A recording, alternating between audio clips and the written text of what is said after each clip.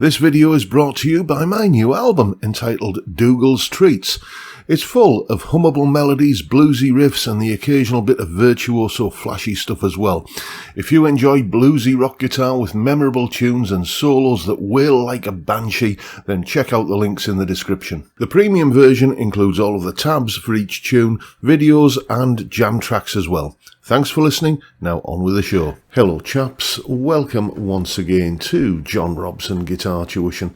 As always, I do hope you're well. Now, my pal David has loaned me quite a lot of gear over the years, and in recent weeks he loaned me the Crazy Tube Circuits unobtainium pedal.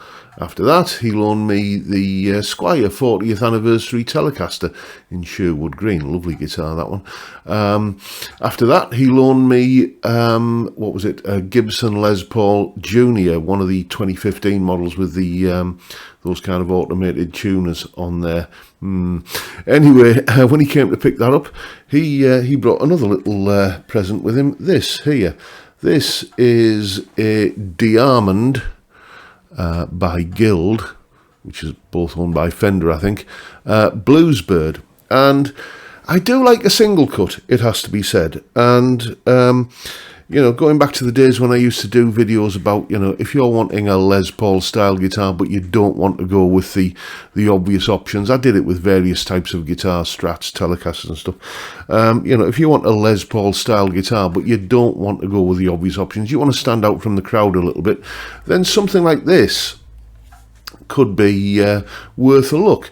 Tell you what, I'll go into all of the usual details about this guitar once we've heard what it sounds like in a mix.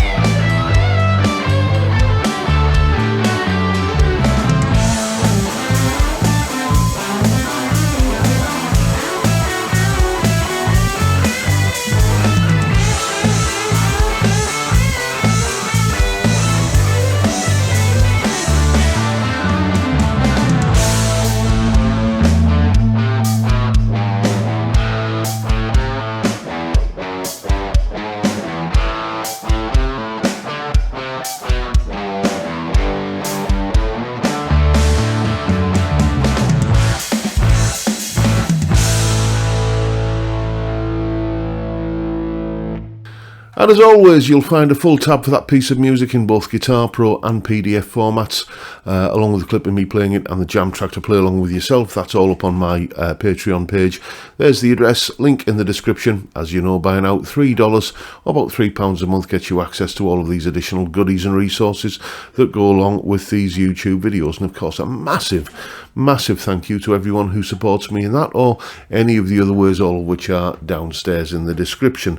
In terms of settings there, all of the kind of dirty guitar parts, the crunchy power chordy stuff and the lead stuff was the vintage channel on the Blue Guitar Amp 1. Normally at this point I say, and the clean channel and the clean sounds were just that same thing with the volume control turned down. I had to resort to using the clean channel on the amp this time around, because, well, you'll find out in a moment why that wasn't necessary, but basically all the usual settings. In terms of the weights and measures, let's have a look at those. Weight of 3.89 kilos, so it's not a backbreaker, but it's not, a bantam weight either. Nut width, what's that, 42.9 millimeters, call it a 43 millimeter nut. First and 12th fret neck profiles there, and a 12-inch fretboard radius. Now, the pickup readings did surprise me a little bit. They are rather vintage looking. 8.01 on the bridge, 7.51 on the neck, and in the middle, somewhere in between, 3.87 what I was going to say, millimeters, but a vintagey set of pickup readings there, which suggest a rather low pickup wind, which is usually what I like. But even when I was using the clean channel on the amp, I had to turn there's no gain control on the clean channel of the amp. It's just a volume control. I had to turn that volume control down really, like properly low, have it just above, I think, 1, somewhere between 1 and 2, to get a sound that was clean. And I think you could hear in that demo that the sound wasn't like, kind of sparkly, spangly, transparent clean. It still had a little bit of fur around the edges, which I don't mind, to be honest with you. I just find that it's a bit odd that such low output pickups, or presumably low output pickups, can drive what is usually a very, very transparent clean channel on the amp into where it's starting to get a little bit, as I say, furry around the edges. In terms of why I didn't use my usual ploy of just turning the guitar's volume down to clean up the crunchy sounds, well, here's a little bit of B-roll footage where I'm trying to do that. I'm on the neck pickup, I'm going through the vintage channel. You'll see the settings on screen as I'm doing this, and you'll notice what happens as I turn the volume control down on the guitar.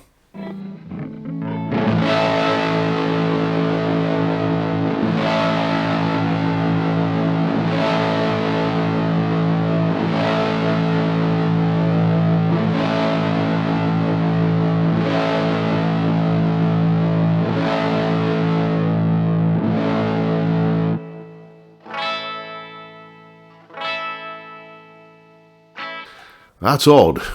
Nothing, and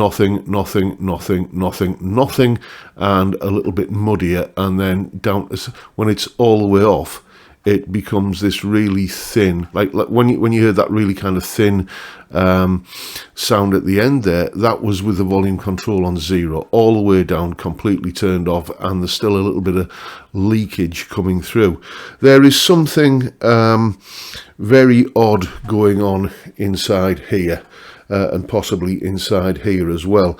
If this were my guitar, the first thing I would do would be just get rid of all of the pots and everything, upgrade them, and hopefully that would resolve the issues. I think that is because the pickup windings don't lie. I think what's happening is somewhere between here and the output jack here, most likely in here, something is not optimum, shall we say.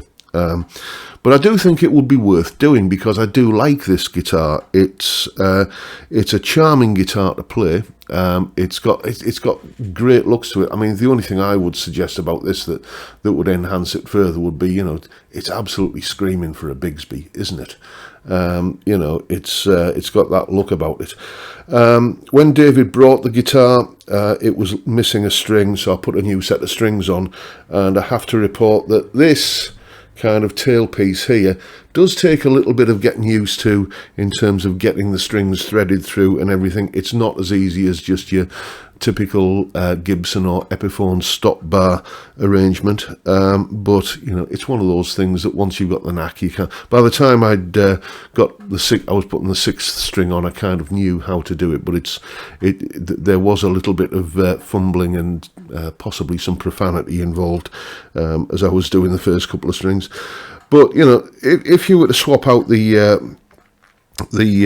pots and everything and take that into account, then I think you'd have a really credible and unique looking single cut. You know, you turn up to the local jam night with one of these, you're going to stand out amongst the sea of Les Pauls and Strats and Tellys, or you know, kind of variants thereof.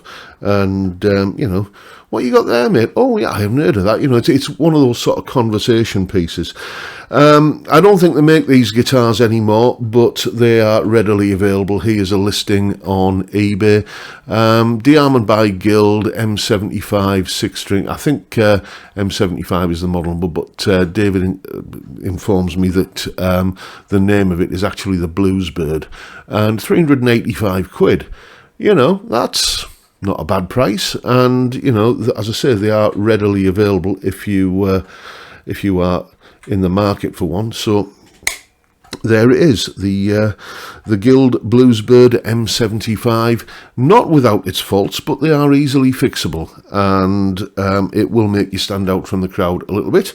I've had a lot of fun playing this guitar, and I want to say a massive thank you to David for the loan of it. He's got other ones in the pipeline that he's going to be shoving in my direction to you know, to get me paws on, and you know, once I've given him this one back, I think there's like a 335-ish version of this guitar that he mentioned I could have a look at.